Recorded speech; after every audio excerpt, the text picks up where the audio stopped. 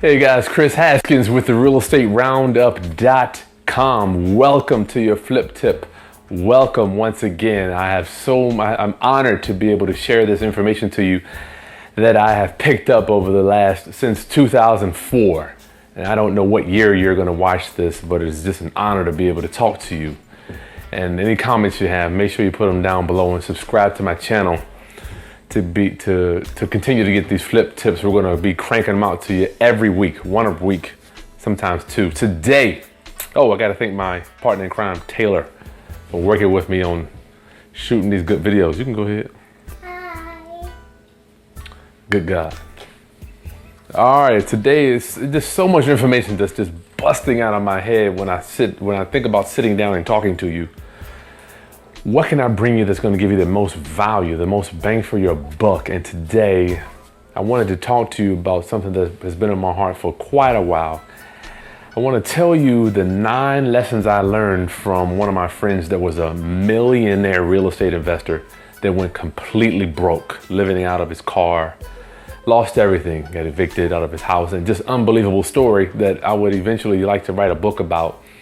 Actually, I've been working on it, but today I'm going to give you a quick outline or a synopsis of what I learned from watching him over the last 10 years and what he did and the steps that I noticed that he took that took him from being on top of the world, being a millionaire guy, managing real estate, tenants, big money guy. I mean, got the big SUVs, beachfront house, you name it, he's got it. Went to see NFL football games. The guy, money was not an object. He went from that to literally living out of his car. And I don't want that to happen to you, and I don't want it to happen to me either. So I kind of watched him move, and I noticed some key things, 9 key things that I learned. And what the good thing about being a human being is we can learn from other people's mistakes, how they messed it up. I think those are the best lessons we can learn from other people that have messed up the game, or let's say messed up doing business. Taylor, hit that light over there. That one, yeah, right there. Yeah, it's a little bit better. Messed up doing business. So I hope to bring in some value. Let's go ahead and get started here. Number 1, the 9 lessons I learned watching my millionaire real estate investor go broke. The first lesson I learned from Mr. T, let's just call him Mr. T, was trusting the wrong people. Trusting the wrong people he did business with. One time he said, Chris, I think I signed some paperwork many years ago. He said, I signed some paperwork today. Well, he was crying when he was talking to me. He said he felt like he should not have signed this paperwork. His partners, he had a big business, big building. His partners called him into the office and asked him to sign some paperwork. With all of them together, they met with attorneys, sat down with him, and they asked him to sign this document. I'm not quite sure what it was, but he felt in his gut that the document he signed was giving up too much power to his partners. Stay calm, Taylor, okay? Giving up too much power to his partners. So he trusted the wrong people, and what ultimately happened was these same partners ended up doing him in. They took advantage of his kindness, and they actually set him up for some bad business situations. So what ended up happening was he literally went out of business because he signed these documents that gave his partners too much power. So he trusted the wrong people, and he knew it. He told me the day he did it, he said, Chris, I know I shouldn't have signed these papers. I shouldn't have done it, but they kind of coerced me, or I don't want to say they forced him, but before you sign paperwork, if you don't know what you're signing, make sure you get an attorney or a lawyer to look over it with you. All right, don't be ashamed to say, I don't know, or I'm not comfortable with this. That's not illegal to do that. All right, and that leads me to my number 2. Not trusting his gut. He told me he shouldn't have signed that paperwork, and he said his gut told him not to do it. The first, number 1, was trusting. He gave too much power to these people that he did business with. They were able to write checks, do all sorts of things on behalf of the business that he owned.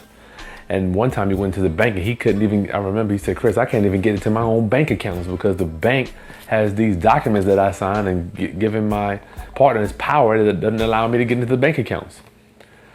So trust your gut. If your gut is telling you something, don't do it. I've been there. And if you're a male and your wife's gut tells you not to do something, trust your wife's gut too, because her gut is a little more in tune with her body and her senses. So females, I can't help you with that. You already have it, but males, trust your wife. All right, number 3. This is a biggie. I noticed that my friend he was such a nice guy. He would let people kind of slide when they shouldn't have. And I have learned, the great Jim Rohn said, how you do one thing is how you do everything. So when his tenants were late, he would call them up and try to negotiate a time when they would be able to pay. So what he didn't do was he didn't file his evictions fast enough. I urge you to file your evictions the day that your tenant is late or the next day. If you don't, because think about it, in most cities, you have to wait for the municipality to put you on the books, give you a court date. Where I live in Hampton Roads, it takes about 30 days. If you file it today, you're 30 days out just getting a court date. Now, after you get a court date, you go to court. Let's say you win everything the judge wants you to have. You win everything you want, the judge gives you, okay? You go into court, you win. The judge says, good, you got immediate possession. And don't forget, there are 2 types of possessions when you're trying to get your property back. You can get immediate possession or just ordinary possession. Ordinary possession means you have to wait an additional 10 days to even file to get the tenant out. So let's say immediate possession allows you to file the same day you get the eviction, you win the eviction. So let's say the judge gives you everything you want, right?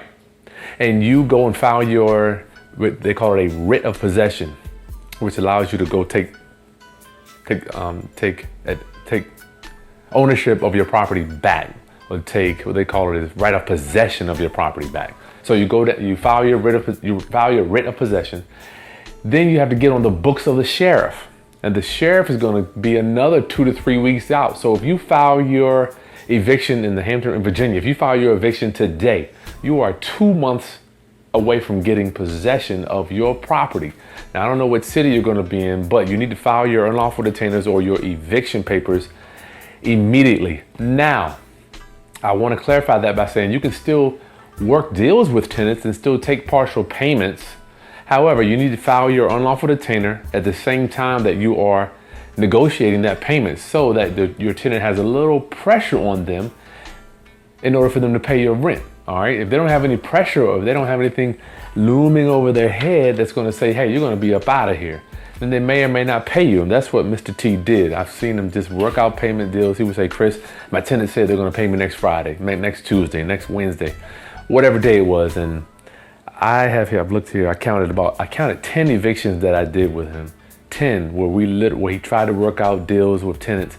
And it would be 3, 4, 5, 6 months down the line where he's making mortgage payments on these properties, and multiply that times 5 or 6. You know, you could have $4,000 or $5,000 go out every month. Times 4 or 5 months, that's $20,000 you got going out. So you need to file your evictions immediately, but still work with your tenants, work with them, because life happens. Now, if you do, always remember, if you do accept partial rent, you must send out a letter to them, because the judge is going to ask if they have any credits. We're going to send them a letter saying that, hey, I've received your partial rent. However, I still reserve the right, we call it a reservation letter. I still reserve the right to follow through with the eviction. All right, so make sure you do that. You can Google it. Just Google rent reservation letter in your city, and it'll come right up. Okay, how are we looking on time? You still rolling? All right. Not filing evictions fast enough. Grab me a pen if you wouldn't mind, please. In the drawer over there. Oh, over here. Over leveraging houses. Number 4. 1, 2, 3, 4. Yes, number 4. Mr. T the guy was rolling in cash. He had plenty of money. I remember the time he picked me up. He gave me a call. He said, Chris, I just got a $2 million, $3 million check. Did I want to come see it and go right to the bank so he could deposit it? Just unbelievable, man. The guy was rolling. What he would do was buy houses cash, and then he would refinance the houses. So number 4, over leveraging houses. Paying cash and refinancing houses and taking all the equity. Equity stripping is what they used to call it in the early 2000s. Taking out or over leveraging, taking out all the equity in your houses. Do not do that. If you have cash and then you buy property, maybe refinance it or pull some of the equity out, but you do not want to take it all out, because I've seen people come and go. Matter of fact, I've seen more go. Over leveraging themselves by pulling the money out, because you got that monthly payment every month. And sometimes if you have a vacancy, then the money's not coming in. So over leveraging houses, guys, do not pull out your equity. I learned that a long time ago. Let me give you an example of what I did. My first rental property, I bought it. The market was booming. It went up. A year later, it went up $20,000. So this bank gave me a home equity line of credit, $15,000. What did I do? I thought I was balling. Went out, spent it all. Now I have the first, which was $100,000, and I got a $15,000 on top of it. So now I owe $115,000. I'm like, I got the first payment and the second payment. I'm like, this is not cool. This is not cool.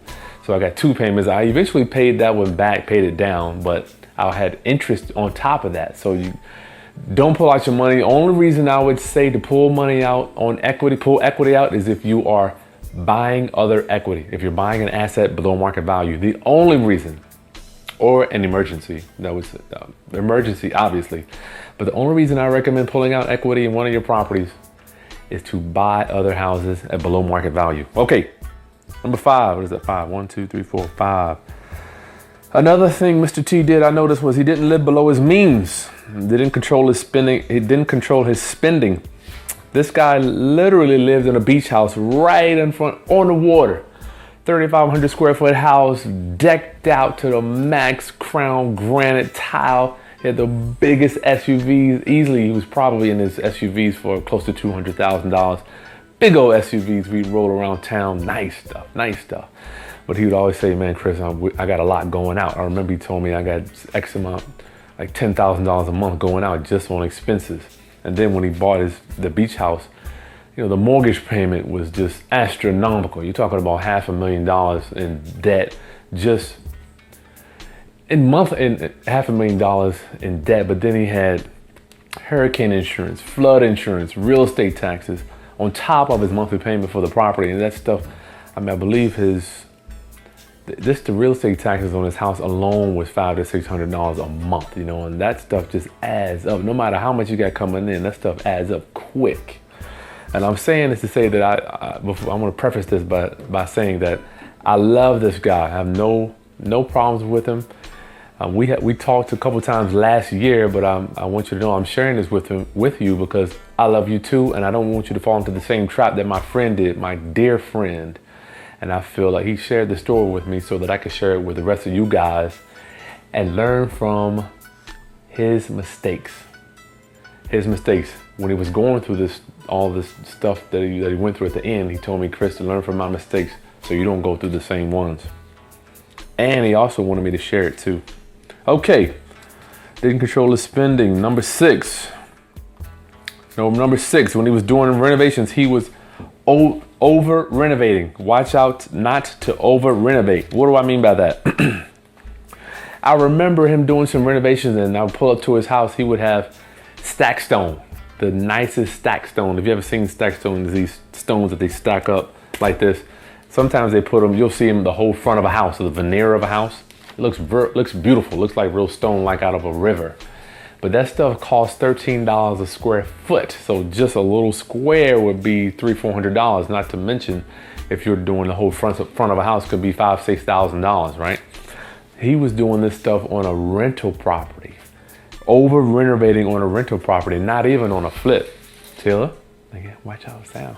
Okay, not even on a flip. He was doing it on a rental property. So his budget for his rehabs are going up to $50,000, $60,000, $70,000 on a rental, digging him into more debt. But at the time, he had the cash to pay for it. So he was paying for all this stuff cash at the time. Over renovating, he was doing lights over the cabinets. If you've ever been to somebody's kitchen, you got lights over the cabinets, lights under the cabinets so you can see down on your countertops, lights in the living room. He would put crown molding up. Taylor, it's kind of loud. Hold on a second. He put crown molding up and dropped lights down in there too. How's that time looking? Drop lights down in there, so it was like a light show walking into one of his renovations. But don't do that. I learned over the years, smart rehabbing, smart renovating. If it's going to if you spend $1, it needs to bring back at least $2. So if you're putting in granite, stainless steel appliances, it needs to bring back at least $2 on the dollar that you put in. So do not over renovate, guys. See what other people are doing in the marketplace and do what they're doing. Follow the people that are successful in renovating. Do not over renovate. You don't need to pull out all the trim. If the doors are good, if the door casing is good, keep the door casing. If the doors are good, keep the doors. If your vanity in your bathrooms, if they have no problems, and if they're not dirty and ugly and broke up, keep them. Taylor, keep down. All right, so keep as much of my motto when renovating, we try to keep as much existing as we can. Try to keep as much as you can so you don't spend that money and it goes up quick. 50, 60, 70,000 can go quick when you're renovating a house. What else do you do? Cedar shake, yes. Building materials, good gracious.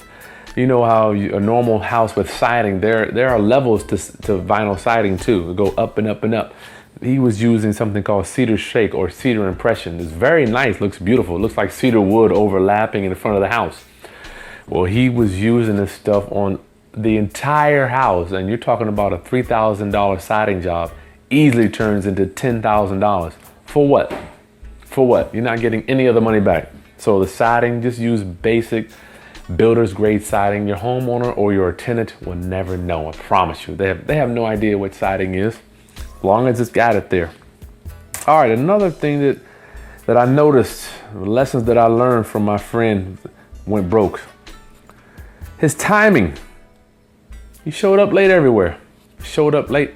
We had a meeting somewhere with somebody. He'd always be late every time without exception. He showed up late. And I remember when one time he was filing bankruptcy for like the 6th time. I was in the bankruptcy court. I was there. The judge was there. The trustee was there. The attorneys were there. And everybody was like, where's Mr. T? Where's he at? I was sitting there like, I don't know where he is. Didn't even show up for his own bankruptcy. We showed up like 30 minutes late. They let some other cases go in front of his case, but he showed up like 30 minutes later, and I didn't understand why. And I didn't even ask him why, but I noticed timing. He showed up late to a lot of places, and if a man won't respect your time, he won't respect your money. Okay, so showing up late is a no-no. We don't do that. We respect everybody's time in this business because your time is just as important as mine. A lot of people live by the motto, my time is more important than everybody else's. If you don't believe me, just get out there on the street. You'll see people driving crazy fast, reckless drivers, because they think that their time is more valuable than yours. All right, so be on time, guys.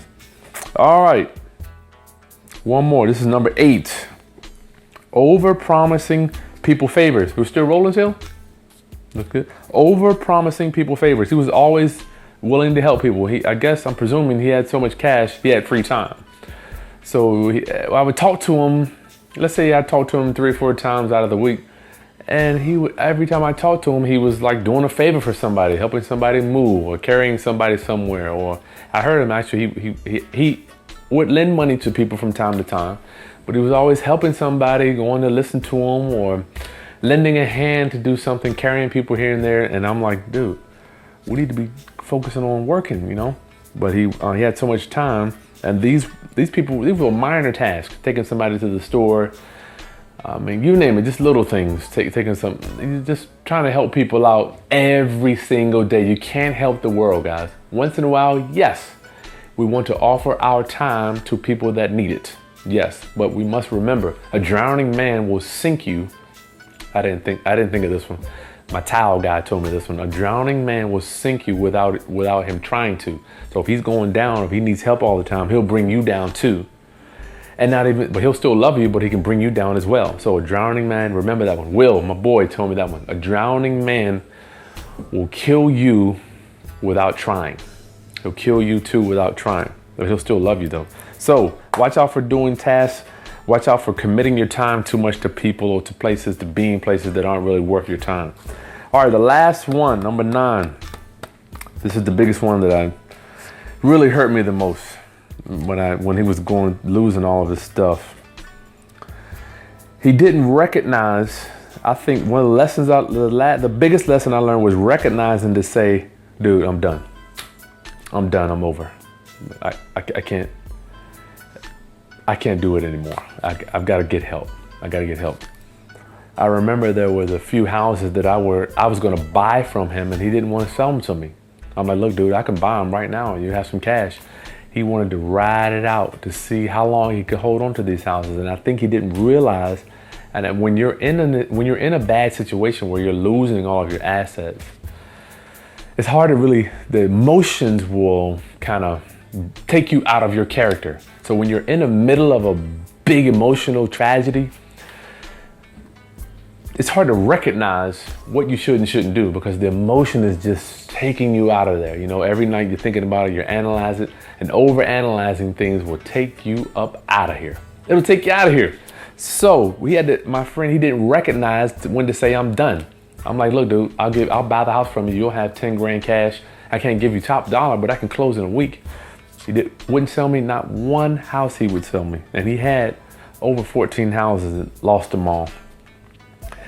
And let's see, he didn't recognize when he was done or when everything was over. I'm going to say when the party was over for him, all his money gone. And he literally, when he got evicted out of his house, he got the notices. He kept telling me, Chris, I'm getting these notices from the sheriff. They're trying to evict me. But he was filing bankruptcy to try to stop it.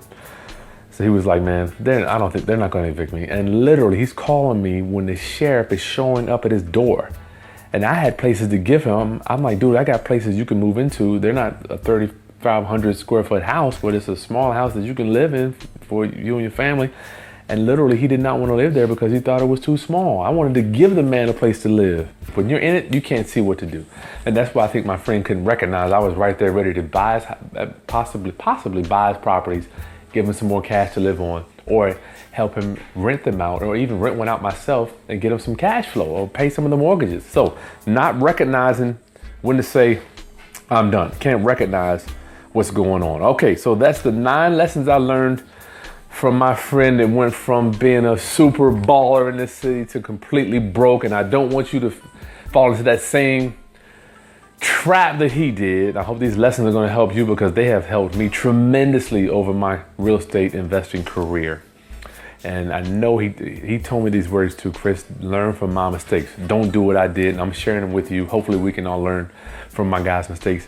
And don't ignore this stuff, guys, because these are laws, just like gravity. If a man jumps out of a tree and he falls and breaks his leg or falls and kills himself, you don't say, hey man, well, you know, gravity killed that guy. You can't say that. You didn't obey the laws. You didn't obey the laws that you know, the real estate laws that you know that are in place to help you get wealthy in real estate. So obey the laws, obey these lessons, and you'll do well in real estate. Okay, guys, Chris Haskins with the realestateroundup.com. I'll see you next time. Peace.